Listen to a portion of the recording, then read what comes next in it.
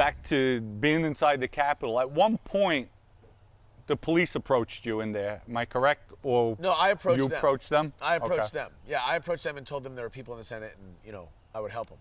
And did they accept? They said, "Yeah, come on, let's go." That's why I was walking around the building. So you were walking side by side now with the police, trying to calm down? Well, no, kind of trying to get into the Senate. That's why we were going from locked door to locked door. Okay. And then once we finally found a door that was open and into the Senate, that's why they were holding the door open for me when I went in there. And they considered you, though, afterward? Was it afterwards or before a threat? Or did they ever? No, they the never. Police The there thing that is day? that the government considered me a threat to their monopoly on fear, or their psyop designed to demoralize our country, right? One of the things that the government said when I asked for my regalia, my horns, and my staff and stuff back. This is after you were released from prison? After I was released. Well, they were technically supposed to give it back to my mom when I was in prison, but they never did. And they kept giving her the runaround and giving my lawyer the runaround. And then finally I got out, and then they gave us a runaround for a year after I got out, right? And then finally my lawyer really basically shoved him against the wall, and the government had to come right out and say it to the judge. Basically, Your Honor, he should not get his stuff back because his horns and his staff were a symbol of strength on January 6th. Well, Whoa. What? strength. Strength. Oh, so maybe that whole thing about we're not making an example out of him. This is the justice system.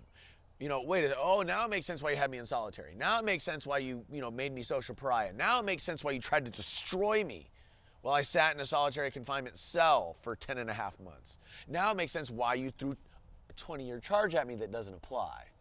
You see? Now it makes sense why you wanted me to plead guilty, because they knew that it was the Achilles heel to their narrative. That if the truth got out, that I was actually trying to help the police, that I stopped somebody from stealing, that I stopped people from breaking in, that the whole narrative was nothing what people thought, then all of it, all of their psyop was out the window. I have two questions for you. And the first one you might not know. Were the other people that got arrested, were they treated the same as you? Oh, in some cases worse. In some cases worse. But that's, in those cases, I think it's because they fought. One of the things that I learned, and I'm sure you learned Excuse too. me, you weren't arrested there that day, though. Oh, no, nobody really was. There was only a handful of people that were, I think, but not many. I was arrested a couple of days later on the 9th of January. Only because I turned myself in, which is why it was so ludicrous to say that I was a flight risk.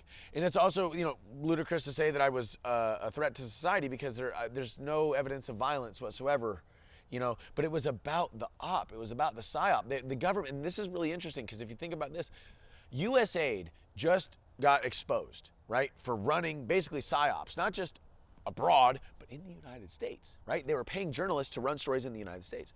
So that means that if you think about Operation Mockingbird, where the CIA infiltrated the media in the 50s and the 60s, you think about the Smith Modernization Act, where Obama made it legal for the State Department to propagandize the American public, and then you realize that January 6th and everything about it resembles regime change, then you see that the entirety of their narrative is based only on, it's a house of cards, right? It's all based on a lie designed to trap your mind in a lie that they control.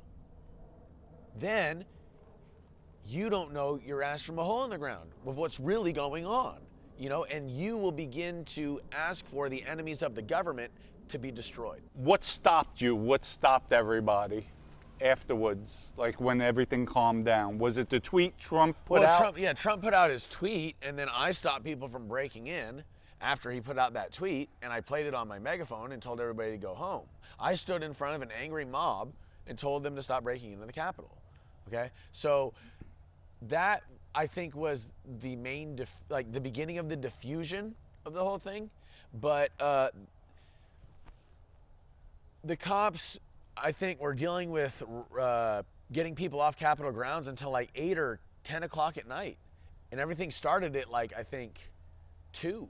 Okay, now when everything started, because the media itself, and you were there, this is why I'm asking this question, everybody tried blaming President Trump that he incited it. Was that the atmosphere there? Was that Yeah, Trump didn't incite it. What incited it was tear gas, concussion grenades, and rubber bullets being shot into a peaceful crowd. That's what they did. Cops, yeah. Okay. Yeah.